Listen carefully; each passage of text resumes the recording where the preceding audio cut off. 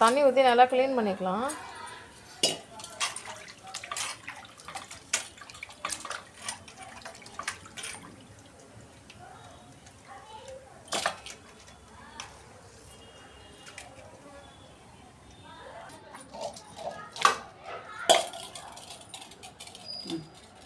இப்போ வந்து பார்த்திங்கன்னா கல்லுப்பு போட்டு நம்ம க்ளீன் பண்ண போகிறோம். இப்போ கல்லுப்பு கொட்டியாச்சு.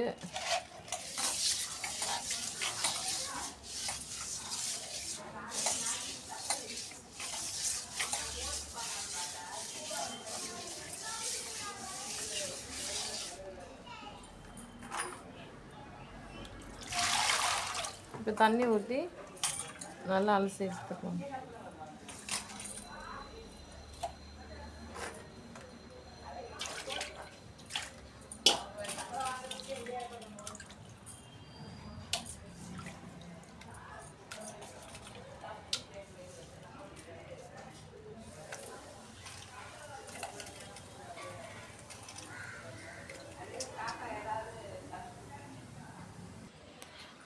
ஹலோ ஃப்ரெண்ட்ஸ், நாங்கள் இப்போ மீன் குழம்பு ரெசிபி செய்ய போகிறோம். என்ன மீனுன்னு பார்த்தீங்கன்னா காணாங்காத்தா மீன். கேஸ் ஸ்டவ் ஆன் பண்ணிக்கலாம்.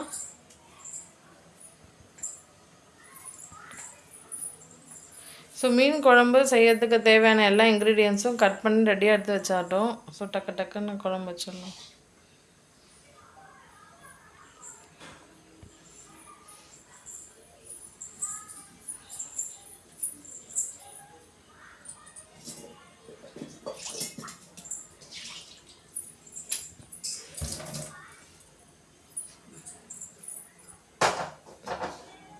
ஒரு பாத்திரம் வச்சாச்சு. அதில் ஈரம் இல்லாத அளவுக்கு நல்லா சூடாகணும்.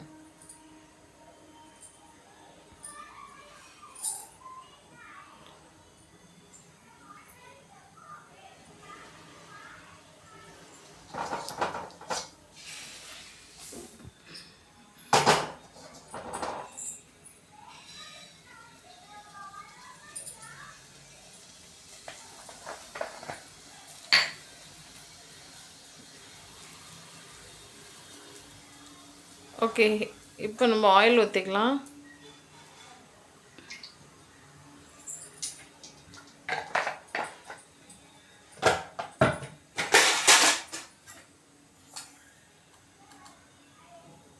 கடுகு ஒரு ஸ்பூன் போட்டுக்கலாம்.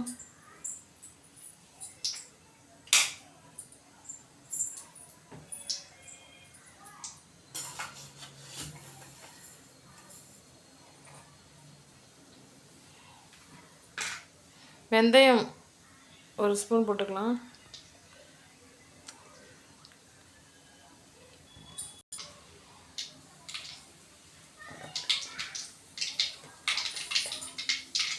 கடுகு நல்லா பொரிஞ்சதுக்கு அப்புறம் தான் வெந்தயம் போடணும். இப்போது வெந்தயம் போட்டுக்கலாம். வெங்காயம் கட் பண்ணி வச்சிருந்தாலும் அதை போட்டுக்கலாம்.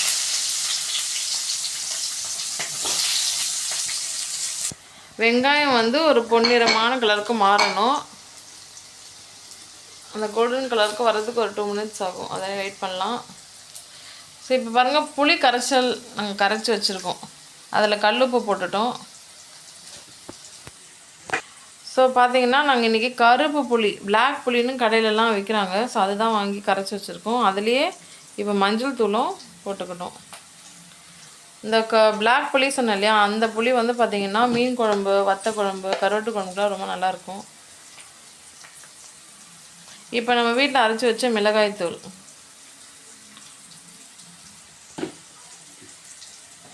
ஸோ கல்லுப்பு, மஞ்சள் தூள், மிளகாய் தூள் எல்லாமே அந்த புளி தண்ணியில் போட்டாச்சு. இந்த காணாங்கத்தை மீன் வந்து வறுவலுக்கும் நல்லாயிருக்கும், குழம்புக்கும் நல்லாயிருக்கும். நாங்கள் இன்றைக்கி குழம்பு ரெசிபி செய்ய போகிறோம் இந்த மீனை வச்சு. ஸோ வெங்காயம் வதங்கிடுச்சு. இப்போ ஒரு மிளகாய் கீறி வச்சுருந்தோம், பச்சை மிளகாய், அதை போட்டுட்டு நல்லா வதக்கிக்கலாம். இஞ்சி தோலை நீக்கிட்டு நசுக்கி வச்சுருந்தோம், சின்ன சின்ன பீஸு தான், அதுவும் போட்டாச்சு. இப்போ தக்காளி கட் பண்ணி வச்சுருந்தோம் இல்லையா, அதையும் போட்டுக்கிட்டோம். போட்டுட்டு நல்லா வதக்கி விட்டுக்கலாம்.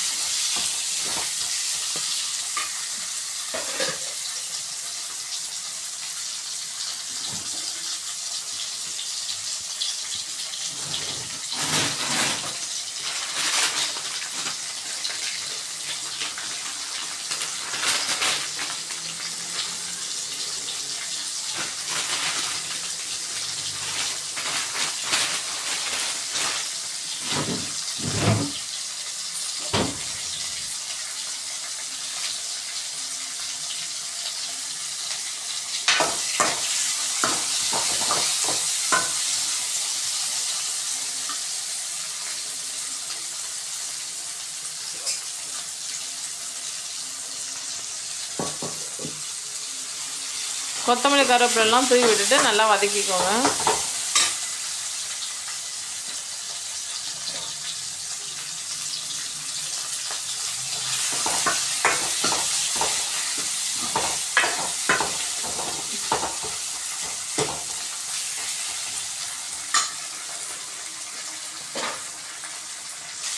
நல்லா வதக்கிக்கோங்க. வெங்காயம் தக்காளி எல்லாமே நல்லா வதங்கணும். அப்போ தான் நம்ம செய்கிற ரெசிபீஸ் நல்லா டேஸ்டியாக வரும்.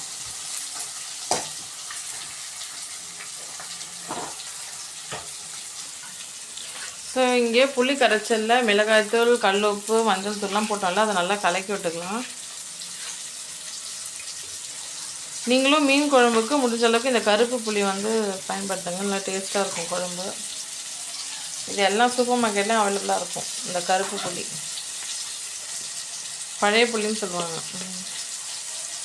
ஃப்ரெண்ட்ஸ், இப்போ பாருங்கள், நல்லா வெங்காயம் தக்காளி வதங்கிடுச்சு.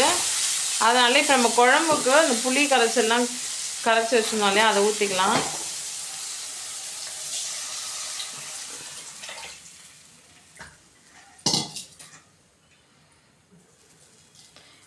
இது இப்போது நல்லா கொதித்து வரணும். ஒரு 10 நிமிஷம் அப்படியே விட்டுடலாம்.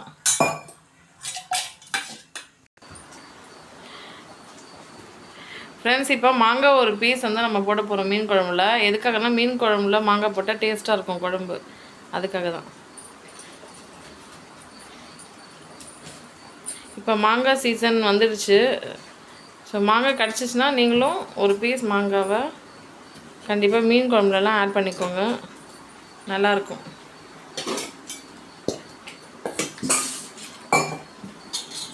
ரொம்ப நிறைய மாங்காய் போட்டால் ரொம்ப புளிப்பு வந்துடும். அதனால் வந்து ஒரு பீஸ் இல்லை 2 பீஸ் மட்டும் போட்டால் போதும்.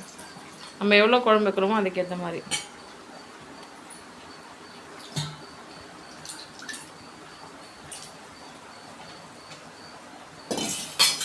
இப்போ பாருங்கள், இந்த காணாங்கத்தை மீனை நல்லா க்ளீன் பண்ணி கட் பண்ணி வச்சுருந்தோம் இல்லையா, ஸோ அதை வந்து நம்ம இப்போ குழம்புல சேர்த்துக்கலாம்.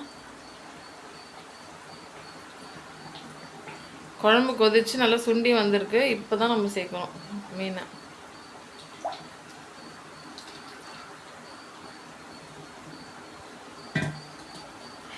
காணாங்கத்தை மீன் குழம்பு ரெசிபி நீங்களும் செஞ்சு பாருங்கள். இது ரொம்ப டேஸ்டியான ஒரு மீன் குழம்பு.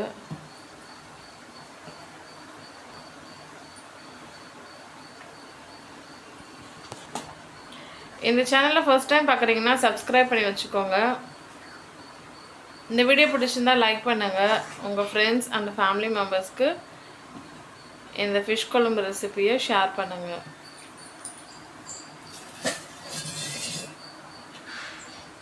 நாங்கள் செஞ்ச இந்த கானாங்கத்தை மீன் குழம்பு எப்படி இருக்குன்னு கமெண்ட் செக்ஷனில் கமெண்ட் பண்ணுங்கள்.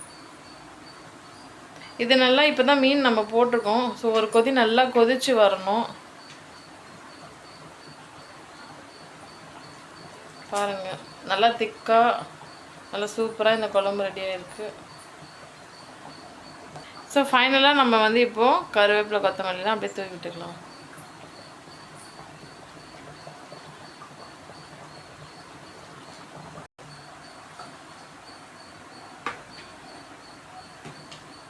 மீன் குழம்பு பொறுத்த வரைக்கும் செஞ்சு அப்பயே சாப்பிட்றத விட செஞ்சு மறுநாள் அதுக்கப்புறமா சாப்பிட்டோன்னா ரொம்ப டேஸ்ட்டாக இருக்கும்.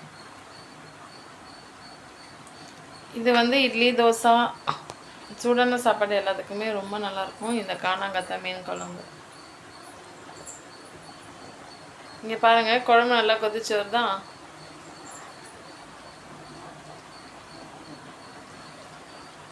உங்கள் வீட்லேயும் சமைச்சு பாருங்கள். கானாங்கத்தை மீன் குழம்பு செம்ம டேஸ்ட்டாக இருக்கும். எல்லோரும் ரொம்ப விரும்பி சாப்பிடுவாங்க. இது குழந்தைங்கலேருந்து பெரியவங்க வரைக்கும் எல்லாருக்கும் பிடிக்கக்கூடிய ஒரு அருமையான குழம்பு ரெசிபி. சவுத் இந்தியன் ஃபேமஸான ஒரு குழம்புனா அது கானாங்கத்தை மீன் குழம்பு தான். சிட்டியில் இருக்கவங்களுக்கும் சரி, வில்லேஜில் இருக்கவங்களுக்கும் சரி, எல்லாருக்குமே ரொம்ப ரொம்ப பிடிக்கும் இந்த மீன் குழம்பு. இந்த வீடியோவை ஃபுல்லாக பார்த்துட்டு நீங்களும் இதே மாதிரி நாங்கள் சமைச்ச மெத்தடில் மீன் குழம்பு செஞ்சு பாருங்கள். ரொம்ப அருமையான டேஸ்ட்டில் வரும்.